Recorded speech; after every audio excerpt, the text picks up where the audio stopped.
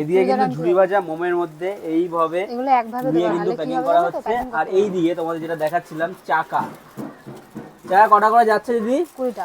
20টা করে? বাহ। তো প্যাকেটের দাম কত আছে পাইকারি? পাইকারি 23 টাকা 24 টাকা। 23 টাকা 24 টাকা। বাহ। এদিক থেকে কিন্তু সব এরকম ভাবে হাতে করে দিচ্ছে আর ওদিকে কিন্তু প্যাকিং করছে। ও পাইকারি আরো কম। পাইকারি আরো কম? আচ্ছা। তো কেউ যদি পাইকারিতে এখান থেকে নিয়ে ব্যবসা করতে চাও তাহলে কিন্তু আসতে পারো লিন্দায় বিধান হালদারের বাড়িতে। বাহ।